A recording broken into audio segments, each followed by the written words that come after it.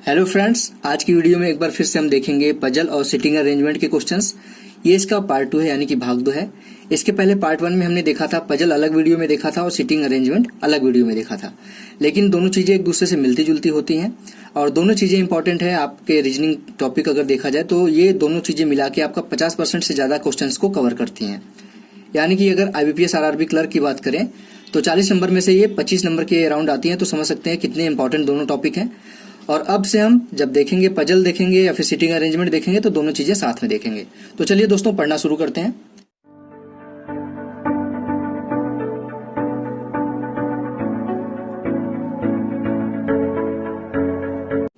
Hello friends, मेरा नाम है रोशन और आप सभी का आपके अपने YouTube चैनल रोशन की क्लास में एक बार फिर से बहुत बहुत स्वागत है।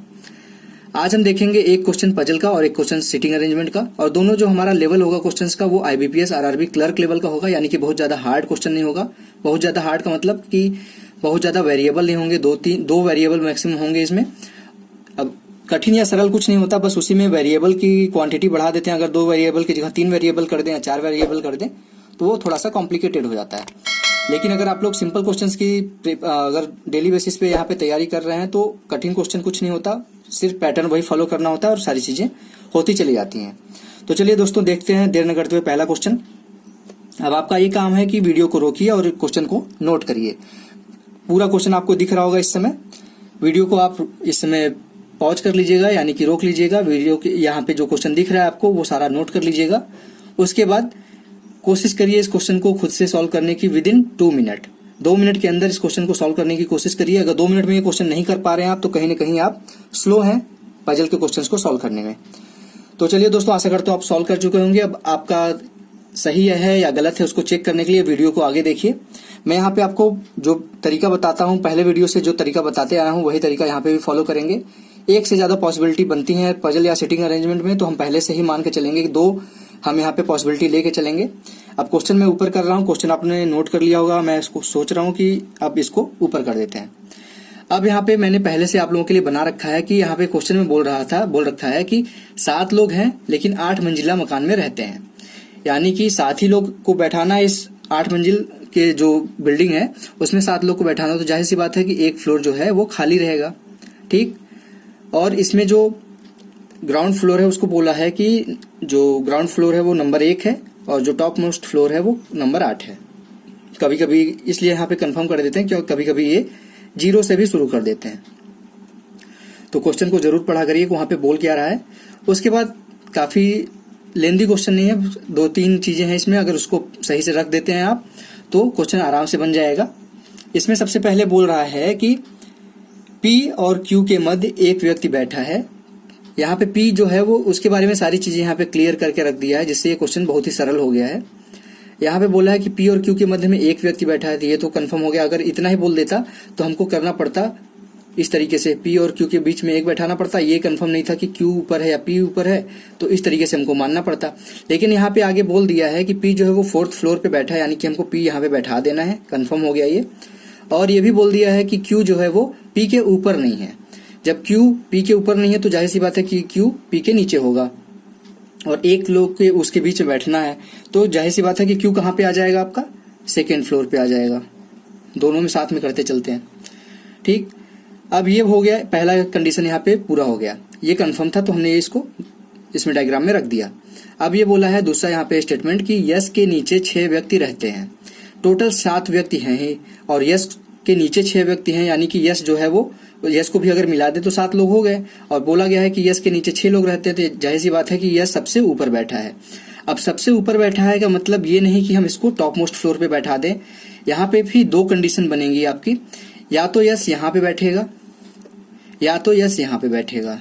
क्योंकि हो सकता है कि एक फ्लोर यहाँ पे बीच में, इसके बीच में हो सकता है खाली है, लेकिन खाली भी होगा तब पर भी तो ये तो कहेंगे नहीं कि इसके नीचे 7 लोग बैठे हैं, क्योंकि इसके नीचे व्यक्ति तो 6 ही बैठेंगे। एक मंजिल खाली हो जाएगी कोई भी यहाँ पे जो भी होगी। लेकिन ये तो कंफर्म है ना कि इसके नीचे 6 ही लोग बैठे हैं।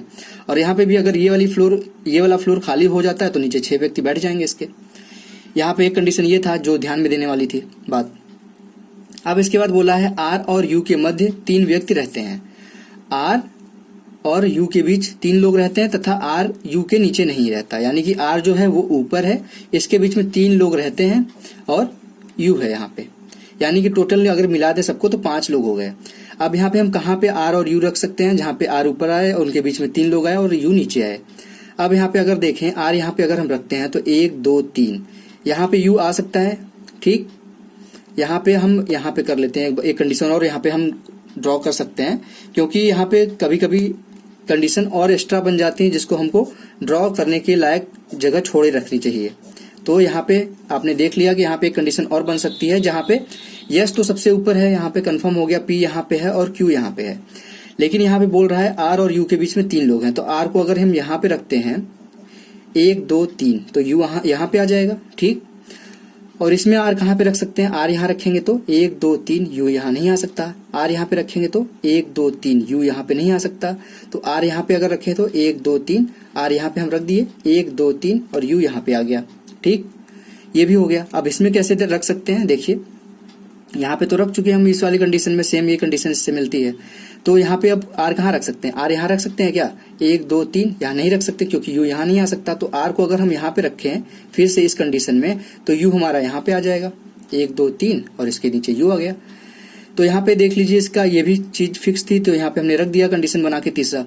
उसके बाद है टी खाली मंजिल के ठीक ऊपर है। अब टी कहाँ पे आएगा, टी के नीचे जो है वो खाली जो वैकेंट फ्लोर है यानी कि खाली मंजिल है वो आएगी। तो यहाँ पे 2 फ्लोर कहाँ पे खाली हैं, यहाँ पे देखिए कहीं 2 फ्लोर लगातार खाली हैं, नहीं खाली हैं, यानी कि ये हमारा जो कंडीशन मान के चले थे वो पॉसिबिलिटी गलत हो गई। अब बची ये वाली और ये वाली, इसमें हम टी अगर यहाँ पे मान लें तो इसके नीचे वैकेंट फ्लोर हो गया ये, और बाकी जो बचा था कौन बचा है, वी बचा है, वो यहाँ पे आ जाएगा, ठीक। लेकिन यहाँ पे एक चीज और दिया है कि तथा टी किसी सम संख्या वाले फ्लोर पे नहीं आ सकता, यानी कि टी सम संख्या पे नहीं आ सकता, यानी कि 6 है सम संख्या, इस फ्लोर पे तो नहीं आ सकता, ठीक। तो ये भी हमारा कंफर्म नहीं है, ये भी कंफर्म हो गया कि ये भी गलत है, ये भी नहीं हो सकता। अब टी अगर यहाँ पे हम रख दें तो वी यहाँ पे आ जाएगा, वी ही बचा था और इसके नीचे ये वैकेंट फ्लोर हो गया, यानी कि हमारा जो ये कंडीशन पूरा दिया था और ये सम संख्या फ्लोर तो है नहीं, 7वें फ्लोर पे है तो ये सम संख्या नहीं है, विषम संख्या पे है, यानी कि हमारा जो ये था वो सही हो गया। तो यहाँ पे देखिए कि हम मान के तो चले थे 2 ही कंडीशन, लेकिन यहाँ पे एक कंडीशन और हमको बीच में मानना पड़ा, इसलिए पॉसिबिलिटी लेके चला करिए, कम से कम 2 तो लेके ही चला करिए। और ऐसी पॉसिबिलिटी यहाँ पे जैसे मैंने जगह खाली छोड़ा था तो क्या किया, एक लाइन ऐसे लाइन खींच दिए 7 फ्लोर का 8 फ्लोर का, उसी में हमने फिर से बैठा दिया पॉसिबिलिटी को, तो बिल्कुल भी टाइम नहीं लगा। तो ये तीसरा जो हमने पॉसिबिलिटी माने थे हम, वो सही हो गया, 1 फ्लोर खाली भी हो गया और पूरी चीजें आराम से जो कंडीशन दी गई थी वो बैठ भी गई। तो आशा करता हूँ आपको ये पजल समझ में आ गया होगा कि किस तरीके से सॉल्व किया जाता है। अगर कोई चीज डायरेक्ट बोल रहा है तो वो हम सीधे यहाँ पे जो फिगर बना के रखेंगे टेबल उसमें फिक्स कर देंगे, अगर जो चीज कंफर्म नहीं है उसको हम साइड में रखते जाएंगे, ठीक। आशा करता हूँ आपको समझ में आ गया होगा पजल। अब इस पे आधारित प्रश्न कर लेते हैं। तो चलिए दोस्तों देखते हैं प्रश्न इस पे आधारित। अब यहाँ पे ध्यान दीजिएगा कि आपका पजल बन चुका है, तो अब क्वेश्चन 5 करने में कितना टाइम लगेगा आपको, मुश्किल से 20 सेकंड या 30 सेकंड। तो देख लेते हैं, यहाँ पे मैंने आप लोगों के लिए यहाँ पे नीचे बना रखा है, ये सारी चीजें यहाँ पे मैंने फिर से ड्रॉ कर दी है जिससे आपको यहाँ पे दिखता भी रहे। अब यहाँ पे पहला क्वेश्चन करते हैं हम। देखिए आपके सामने पहला क्वेश्चन है, यहाँ पे पूछ रहा है कौन सी मंजिल खाली है, यानी कि वैकेंट फ्लोर के बारे में पूछ रहा है। तो फिगर में देख के तुरंत हम बताइए। यहाँ पे देखिए वैकेंट फ्लोर है 6 फ्लोर, यानी कि हमारा हो जाएगा इसमें जो ऑप्शन होगा, ऑप्शन नंबर कौन सा है, हमारा ऑप्शन नंबर बी बिल्कुल सही है, 6 फ्लोर।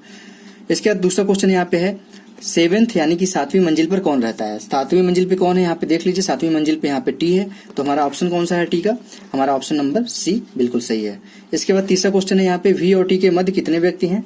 वी कहाँ पे है, वी देखिए कहाँ पे है, वी यहाँ पे है और टी यहाँ पे, इसके मध्य कितने लोग हैं, 1 और 2 ही लोग हैं। ये खाली तो इसको ये मत गिनिए कि यहाँ पे 3 फ्लोर है तो 3 लोग रहेंगे, व्यक्ति 2 ही रह रहे हैं। तो यहाँ पे पूछा कितने व्यक्ति हैं, ये नहीं पूछा कि कितनी मंजिल है, ये चीज ध्यान दीजिएगा। तो यहाँ पे इस क्वेश्चन का आंसर हो जाएगा 2। इसके बाद चौथा क्वेश्चन है, यहाँ पे चौथा क्वेश्चन पूछ रहा है कि इसमें से कौन से 4 एक समान संबंध बनाते हैं और कौन चारों से अलग है। यानी कि इसमें जो ऑप्शन दिए गए हैं 5, उसमें से 4 एक तरीके का रिलेशन कुछ बना रहे होंगे और एक इसमें से रिलेशन फॉलो नहीं कर रहा होगा। तो यहाँ पे देखिए यस है, आर है, यू है, वी है और टी है। अब यहाँ पे देखते हैं, इसमें हम यस है, आर है, वी है, टी है और यू है। तो देखेंगे यस यहाँ पे सम संख्या पे है, बाकी जितनी भी संख्याएं हैं, टी हो गया आपका, आर हो गया आपका, यस के अलावा आर था, यू था, वी था, टी था, आर था, टी था, वी था और यू था। देखेंगे यू भी 1 नंबर पे है, वी 3 नंबर पे है, आर 5 नंबर पे है, टी 7 नंबर पे है, यानी कि ये सब विषम संख्या पे है। सिर्फ और सिर्फ यस जो है वो सम संख्या पे है। तो इस तरीके का रिलेशन यहाँ पे बन रहा था। तो यहाँ पे ऑप्शन नंबर कौन सा हो जाएगा, ए ऑप्शन नंबर हमारा सही हो जाएगा, जो इन सबसे अलग है। 5वां क्वेश्चन है वी किस मंजिल पे रहता है, यानी कि V का हमको फ्लोर बताना है, V हमारा तीसरे मंजिल पे रहता है, इसका भी तुरंत हम आंसर करेंगे तीसरे फ्लोर पे। ऑप्शन नंबर डी बिल्कुल सही हो जाएगा। तो आशा करता हूँ आपको पहला पजल यहाँ पे समझ में आ गया होगा। अब दोस्तों जल्दी से देख लेते हैं दूसरा क्वेश्चन सिटिंग अरेंजमेंट का। तो चलिए दोस्तों देखते हैं सिटिंग अरेंजमेंट। दूसरा क्वेश्चन देखिए दोस्तों, आपके स्क्रीन पे दिख रहा होगा, पूरा क्वेश्चन अभी नहीं दिख रहा होगा, इसको नोट कर लीजिएगा वीडियो रोक के, पूरा का पूरा यहाँ तक। लास्ट में आपको दिख रहा होगा बी और डी के मध्य 2 से ज्यादा व्यक्ति बैठे हैं। इसको मैं अभी फिर थोड़ा सा ऊपर कर दूंगा, उसको भी थोड़ा सा 1-2 लाइन बची है, उसको भी नोट कर लीजिएगा। और उसके बाद क्वेश्चन को सॉल्व करने की कोशिश करिए विदिन 2 मिनट, क्योंकि सिंपल जब पजल आता है तो उसको 2 मिनट में आपको सॉल्व करना ही होगा, क्योंकि उसके बाद 5 क्वेश्चन भी करने होते हैं। और कोशिश करिए कि 5 जो क्वेश्चन है वो मैक्सिमम 20 से 30 सेकंड जाए, तो यानी कि एक पूरा का पूरा जो पजल है 5 क्वेश्चन का वो 2.5 मिनट में हो जाए। अगर आप पजल और सिटिंग अरेंजमेंट के क्वेश्चन आरआरबी क्लर्क में 2.5 मिनट में करके कर लेते हैं, तो आपका सोच लीजिए कि अगर 5 क्वेश्चन आ रहे हैं तो उसमें से मान लीजिए एक थोड़ा सा टफ भी है, तो 4 क्वेश्चन आपके 10 मिनट में हो जाएंगे, यानी कि 20 नंबर का क्वेश्चन 10 मिनट में हो जाएगा। उसके बाद एक क्वेश्चन में अगर आप 4 मिनट भी देते हैं तो 14 मिनट में आपके 25 नंबर के क्वेश्चन पूरे हो जाते हैं। इसके अलावा जो क्वेश्चन आते हैं 15 नंबर के क्वेश्चन, जो भी सिलॉक्स के हैं या फिर इनइक्वलिटी के हैं या फिर डायरेक्शन डिस्टेंस के हैं, ब्लड रिलेशन के हैं, कोडिंग डिकोडिंग के हैं, 2-2 3-3 क्वेश्चन करके आते हैं वो भी। तो वो सब क्वेश्चन जो है वो 30 सेकंड में आराम से हो जाएंगे। कोई इनइक्वलिटी और सिलॉक्स का तो 10-10 15-15 सेकंड में भी हो सकते हैं, वो क्वेश्चन हो जाए। तो अगर ये 5 के 5 क्वेश्चन आप 14 मिनट में कर लेते हैं, बाकी के जो 15 क्वेश्चन है वो आराम से आप 6 से 7 मिनट में कर लेंगे। तो 20 मिनट में अगर आप पूरा का पूरा 40 क्वेश्चन अटेम्प्ट कर लेते हैं तो आपका पेपर जो है वो अच्छा कहा जाएगा। तो आशा करता हूँ आप लोग प्रैक्टिस इसी तरीके से कर रहे हो कि 20 मिनट में आप पूरा का पूरा रीजनिंग सॉल्व कर लें 40 के 40 क्वेश्चन। अब इस क्वेश्चन में थोड़ा सा ऊपर करता हूँ, आप उसको भी नोट कर लीजिएगा। यहाँ पे देख लीजिए, दिख रहा होगा आपको, नीचे का क्वेश्चन भी दिख रहा होगा, इसको भी आप नोट कर लीजिए। उसके बाद मैं इस क्वेश्चन को सॉल्व करने जा रहा हूँ। तो दोस्तों अब इस क्वेश्चन को मैं ऊपर करता हूँ। अब यहाँ पे मैंने 2 पॉसिबिलिटी बना के रखी है, इसको मैं सॉल्व करूंगा। अब यहाँ पे देखिए, मैंने जब स्टार्टिंग में मैंने जब पजल और सिटिंग अरेंजमेंट पढ़ाना शुरू किया था, तभी मैंने बताया था कम से कम 2 पॉसिबिलिटी तो लेके चलिए। एक क्वेश्चन लेके चलेंगे तो वहाँ पे आपसे गलतियां होंगी। गलतियां क्या होंगी? अगर आप पॉसिबिलिटी में आ जाएगा, संभावनाओं में आ जाएगा, तो उसको फिर से आप फिगर ड्रॉ करेंगे, 2 लाइन खींचेंगे, फिर से 5-5 लोगों को बैठाएंगे, वो गलत एक अप्रोच है। तो यहाँ पे पहले से कम 2 लेके चलिए पॉसिबिलिटी। अब यहाँ पे बोल रहा है कि 10 व्यक्ति हैं, ABCDE PQRST 2 समांतर पंक्तियों में बैठे हैं, यानी कि ये समांतर पंक्तियां हैं। यहाँ पे पहला ये पॉसिबिलिटी है, दूसरा ये है, 2 पंक्तियां, इसमें 5-5 लोग बैठे हैं एक लाइन में। और क्वेश्चन को पजल और सिटिंग अरेंजमेंट के क्वेश्चन में कोशिश जो मैं पहली वीडियो से बताते आ रहा हूँ कि एक बार पढ़ के क्वेश्चन समझने की कोशिश करिए। बार बार अगर आप क्वेश्चन पढ़ेंगे तो उसी में टाइम चला जाएगा, तो आप क्वेश्चन करेंगे कितनी देर में। उसके बाद बोला है कि प्रत्येक पंक्ति में 5 व्यक्ति बैठे हैं, जो दूसरी पंक्ति में बैठे व्यक्ति से ठीक सामने बैठे हैं, यानी कि जो इसमें बैठे हैं व्यक्ति, मान लीजिए यहाँ पे हम बैठा देते हैं। काफी लोग कहते हैं कि बैठाना एक अच्छा तरीका नहीं, लेकिन जब यहाँ पे बैठाना है तो 5-5 लोग क्लियर हैं, तो यहाँ पे हम बैठा देते हैं। ठीक, यहाँ पे 5 लोग हैं, इसके सामने जस्ट बैठे हैं बाकी के जो 5 लोग हैं। ठीक, और कोशिश किया करिए कि जब वहां पे एग्जाम में आपसे मैं ये एक तरीका बता रहा हूँ जो कि काफी लोग मना करते हैं। कोशिश ये करिए कि जब आपको एग्जाम सादा पेपर जब मिलता है रफ शीट के लिए, तो उसमें कुछ ऐसे पजल होते हैं या सिटिंग अरेंजमेंट है जो आपको हर बार एग्जाम में देखने को मिलते हैं। जैसे ये वाला लाइन वाला हो गया, सर्कुलर हो गया, स्क्वायर वाला हो गया, ये 3-4 चीजें हैं। तो उसमें से आपको कुछ न कुछ तो एज्यूम करके रख के चलना ही पड़ेगा। तो आप पहले से ही फिगर कुछ इस तरीके से, जो भी 2-3 तरीके के पजल आते हैं वो ड्रॉ करके रखिए, जिससे एग्जाम टाइम में आपका वहां पे जो भी 10 सेकंड 20 सेकंड बचा सके वो बचा लीजिए। तो पहले से अगर ड्रॉ करके रखेंगे तो इसको बनाने में जो 10 सेकंड लगेगा या 5 सेकंड लगेगा वो बच जाएगा आपका। ठीक, तो ये था। उसके बाद 5-5 लोग को मैंने बैठा दिया दोनों में। अब इसके बाद बोल रहा है जो पंक्ति एक है वो उसमें ABCDE बैठे हैं और जो उत्तर दिशा में देख रहे हैं, यानी कि पंक्ति 1 है, ये देखेंगे तो ये नॉर्थ साइड होगा। ये सभी लोग जो देख रहे हैं ये नॉर्थ साइड देख रहे हैं। ठीक, और ये किस दिशा में देख रहे होंगे? ये साउथ दिशा में देख रहे होंगे, क्योंकि ये अगर नॉर्थ है तो ये उसका उल्टा होगा, साउथ होगा। तो ये पंक्ति 1 है, ये पंक्ति 2 है। ठीक, इसमें कौन कौन बैठा है? पंक्ति 1 में बैठे हैं आपके, 1 में बैठे हैं, यहाँ पे लिख लेते हैं ABCD और E। और पंक्ति 2 में कौन बैठा है? PQRST। ठीक, अब इसी क्वेश्चन को कठिन बनाना होता तो क्या करता, ये नहीं बताता कि कौन किस पंक्ति में बैठा है, आपको एज्यूम करके चलना पड़ता और सारी चीज थोड़ी सी कठिन हो जाती, बस और कुछ नहीं है। अब इसमें दे दिया गया था क्योंकि ये क्लर्क लेवल का एग्जाम है, तो इसमें कठिन तो क्वेश्चन बनाएगा नहीं। अगर कठिन बना देगा तो सभी के लिए कठिन हो जाएगा वो, और जो कट ऑफ जाता है 80 में से 75, वो 75 फिर नहीं जाएगा, 70 के आसपास ही रह जाएगा। और जब सरल आता है तो सभी लोगों के लिए सरल होता है, जिससे कट ऑफ हाई जाता है। तो सरल और कठिन की चिंता मत करिए, बस प्रैक्टिस करिए क्वेश्चंस की। यहाँ पे देखिए, उसके बाद अब डायरेक्ट आते हैं हम जो कंडीशन पहले जो यहाँ पे लिखा जाता है वो सारी चीजें लगभग सभी जो पजल एक टाइप के पजल आते हैं उसमें सेम ही रहते हैं। उसके बाद लेकिन पढ़ा करिए क्वेश्चंस को। उसके बाद जो बोल रहा है स्टार्ट होता है जहां से कंडीशन स्टार्ट होती है वहां से बोल रहा है कि यस जो है यस पंक्ति में एक छोर पर बैठा है, यानी कि एक किनारे पर बैठा है। यस किस पंक्ति में बैठा था? दूसरी पंक्ति में बैठा था। तो दूसरी पंक्ति ये है, इसमें हम एक किनारे पे यस बैठा देते हैं यहाँ पे, और दूसरा जो पॉसिबिलिटी मान के चले थे यहाँ पे यस बैठा देते हैं। दो किनारे हैं एक लाइन में, पहले में इस किनारे बैठा दीजिए, दूसरे में इस किनारे पे बैठा दीजिए। उसके बाद बोला है यस और सी के सामने बैठे व्यक्ति के मध्य दो लोग हैं, यानी कि यस जो है और सी के सामने जो व्यक्ति बैठा है उसके बीच में दो लोग हैं, यानी कि यस के और सी यहाँ पे अगर हम रख दें, ठीक, तो देखेंगे इसके सामने जो बैठा है उसके बीच दो लोग हो गए। ठीक, इसमें भी उसी तरीके से करिए, सी यहाँ पे रख दीजिए, इसके सामने जो व्यक्ति बैठा और यस के बीच में दो लोग हो गए। इसके बाद है बोल रहा है कि बी सी के तुरंत दाएं बैठा है, यानी कि बी सी के तुरंत दाएं बैठा है, मतलब यहाँ पे तुरंत बैठा दीजिए आप इसको, बी को। फिर बोल रहा है आर ए की ओर मुख करके बैठा है। आर जो है अब ये कंफर्म नहीं है, आर ए कहाँ पे बैठा है, तो आर यहाँ पे आएगा पंक्ति 2 में, ए यहाँ पे आएगा। ये दोनों एक दूसरे की तरफ मुख करके बैठे हैं, यानी कि सामने सामने बैठे हैं। आर उसका पड़ोसी नहीं है जो डी के सामने बैठा है, यानी कि जो आर है ये यहाँ पे और यहाँ पे दोनों जगह पे डी नहीं आ सकता। ठीक, क्योंकि जो इसका पड़ोसी होगा उसके सामने डी नहीं बैठा है, ये बोल दिया यहाँ पे। उसके बाद बोल रहा है क्यू टी परस्पर पड़ोसी है, यानी कि जो क्यू और टी है ये भी हमको नहीं कंफर्म हो रहा है कि कहाँ पे बैठे हैं, तो क्यू और टी हो सकता है या फिर टी और क्यू हो सकता है, इसको साइड में लिख लीजिए। फिर बोल रहा है बी और डी के मध्य 2 से अधिक व्यक्ति, यानी कि ज्यादा व्यक्ति बैठे हैं। अब यहाँ पे है बी और कहाँ पे है और डी आप कहाँ पे रखेंगे। अब बी यहाँ पे अगर हमने माना था तो हम डी कहीं पे भी रखें, यहाँ पे भी डी रखें या फिर यहाँ पे भी डी रखें, तो 2 से ज्यादा व्यक्ति तो हो नहीं पाएंगे, क्योंकि यहाँ पे भी डी रख के देख लीजिए एक ही व्यक्ति आ रहा है, और यहाँ पे रखेंगे तो कोई नहीं आएगा, यहाँ पे रखेंगे तो भी एक ही व्यक्ति आएगा, यानी कि जो ये पॉसिबिलिटी हम मान के चले थे वो गलत हो गया। अब यहाँ पे देखिए डी यहाँ पे है, बी यहाँ पे है, तो डी कहाँ पे रखेंगे? 2 से ज्यादा व्यक्ति, यानी कि 3 व्यक्ति हो सकते हैं इसमें, 3 से ज्यादा तो हो नहीं सकते क्योंकि 5 ही लोग बैठे हैं। तो 1 2 3 2 नहीं मानना है, क्योंकि 2 से ज्यादा है, यानी 3 हम लेके चलेंगे तो हमारा डी कहाँ पे आ जाएगा? यहाँ पे आ जाएगा, ये कंफर्म हो गया। ठीक, इसके बाद बोल रहा है क्यू उस व्यक्ति के सामने नहीं बैठा है जो सी के तुरंत दाएं बैठा है। ठीक, अब यहाँ पे सी के तुरंत दाएं कौन बैठा है? यहाँ पे ये बी बैठा है, तो यहाँ पे क्यू नहीं आ सकता, ये कंफर्म हो गया हमारा। ठीक है, अब उसके पहले जो हमारी ये कंडीशन हमने मानना था उसको अब लेके चलेंगे कि आर और ए सामने सामने बैठे हैं, लेकिन जो आर है वो डी के पड़ोसी के सामने नहीं बैठा है, यानी कि डी के जो पड़ोसी है यहाँ पे, डी का पड़ोसी यही होगा, इसके सामने आर नहीं आ सकता। ठीक है, तो बचा ए के लिए कौन सा जगह बचा? सिर्फ ये वाला जगह ए के लिए बचा, ए यहाँ पे आ गया तो आर यहाँ पे आ जाएगा। अब देखेंगे कि आर जो है उसके सामने नहीं आया जो डी का पड़ोसी है। ठीक, अब यहाँ पे बोला था कि Q और T साथ में बैठे हैं, लेकिन Q जो है वो B के सामने नहीं आ सकता, तो Q हमारा यहाँ पे आ जाएगा, T यहाँ पे आ जाएगा। अब बचा क्या? इस वाले लाइन में P बचा था, इसको यहाँ पे बैठा दिए, इस लाइन में बचा आपका E, यहाँ पे बैठा दिए। आपका ये सही हो गया, पूरा का पूरा बन गया सिटिंग अरेंजमेंट तुरंत।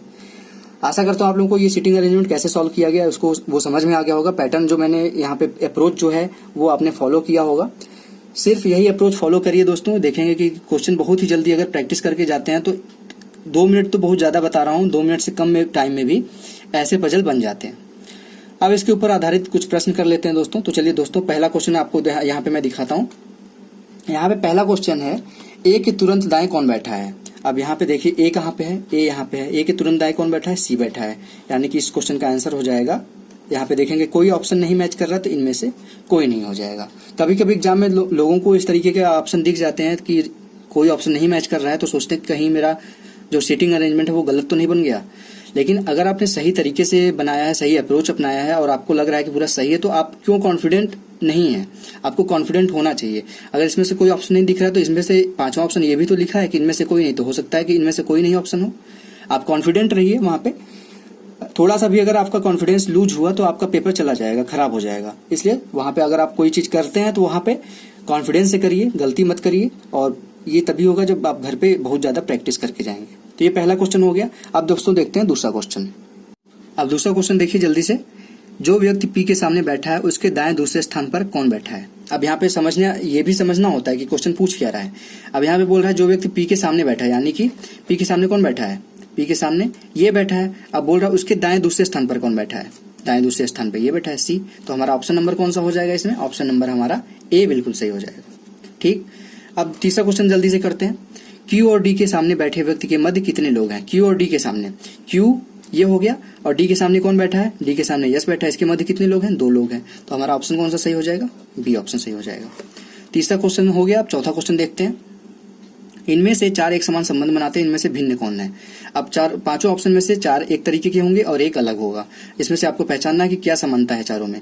Yes D T R B, yes यहाँ पे है, डी यहाँ पे है, टी यहाँ पे है, बी यहाँ पे है, आर सिर्फ बीच में है, बाकी सब जो है वो कॉर्नर पे है। तो हमारा ऑप्शन कौन सा हो जाएगा सही, आर हो जाएगा हमारा ऑप्शन बिल्कुल सही, क्योंकि बी डी यस टी सभी कॉर्नर पे हैं, सिर्फ आर मिडिल में है। इनमें से अब 5वां देखते हैं। इनमें से कौन सा जोड़ा है जो पंक्ति के किनारे पर बैठा है। अब आपको यहाँ पे देखना है कि इसमें से कौन सा ऐसा कपल है जो कॉर्नर सीट पे बैठा है। यहाँ पे देखिए यस क्यू है, यस क्यू कहाँ पे है, यस यहाँ पे कॉर्नर पे, लेकिन क्यू कॉर्नर पे नहीं है, ये गलत हो जाएगा। आर पी देखते हैं, आर यहाँ पे, पी दोनों बीच में, ये भी गलत है। यस बी देखते हैं सही है कि नहीं। यस यहाँ पे कॉर्नर पे है, बी कॉर्नर पे है, दोनों कॉर्नर पे हैं, तो हमारा ये ऑप्शन बिल्कुल सही हो जाएगा, ये ऑप्शन बिल्कुल सही हो जाएगा। लास्ट में ए डी है, ए भी देखिए बीच में है और डी कॉर्नर पे, तो ये भी आपका दोनों नहीं हुए कॉर्नर पे, तो ये गलत हो जाएगा। यानी कि ये हमारा 5वां क्वेश्चन भी हो गया। आशा करता हूं दोस्तों आप लोगों को आज का दोनों यहाँ पे जो मैंने सीटिंग अरेंजमेंट और पजल दिखाया है वो समझ में आ गया होगा। और लेवल यही रहेगा आपका, जो IBPS RRB क्लर्क का जो पेपर आता है उसमें लेवल यही रहेगा। हो सकता है कि कोई 5 जब वहां पे क्वेश्चन आते हैं, सीटिंग अरेंजमेंट के 3 क्वेश्चन आ गए और पजल के 2 आ गए, या फिर पजल के 3 आ गए, सीटिंग अरेंजमेंट के 2 आ गए, तो हो सकता है वहां पे एक क्वेश्चन कोई आपका ब्लड रिलेशन डाल के यहाँ पे पजल बना दे या फिर सीटिंग अरेंजमेंट बना दे, जो थोड़ा सा आपको उस तरीके के क्वेश्चंस को की भी प्रैक्टिस करके जाना होगा। बाकी के जो 4 क्वेश्चन आएंगे उनका लेवल सेम और सेम यही होगा। और कोशिश करिए इस क्वेश्चन को 2 मिनट से भी जल्दी करने की कोशिश करिए। तो आशा करता हूँ आपको आज के दोनों क्वेश्चन अच्छे लगे होंगे दोस्तों। अगर आपको आज की वीडियो अच्छी लगी है, कुछ सीखने को मिला है, तो प्लीज इस वीडियो को लाइक कर दीजिएगा। और अभी आपने रोशन की क्लास यूट्यूब चैनल को सब्सक्राइब नहीं किया, इस चैनल पे नए हैं, पहली बार वीडियो देख रहे हैं, तो नीचे सब्सक्राइब बटन होगा, उस पर क्लिक करके सब्सक्राइब कर लीजिए, जिससे आप लोगों का फायदा जरूर होगा। इस चीज की मैं गारंटी लेता हूँ। रेगुलर बेसिस पे मैं आप लोगों के लिए कुछ न कुछ वीडियो इन्फॉर्मेटिव वीडियो यहाँ पे अपलोड करता रहता हूँ, जिसके लिए आप बेल आइकन पे क्लिक कर लीजिए और जिसकी नोटिफिकेशन जिससे आपको तुरंत मिलेगी। तो अगर आप लोगों को आज की वीडियो पसंद आई तो प्लीज इस वीडियो को लाइक कर दीजिएगा दोस्तों, मेरा बस इतना ही रिक्वेस्ट है। तो मिलते हैं नेक्स्ट वीडियो में, तब तक के लिए आप लोगों का बहुत बहुत धन्यवाद। जय हिंद, वंदे मातरम।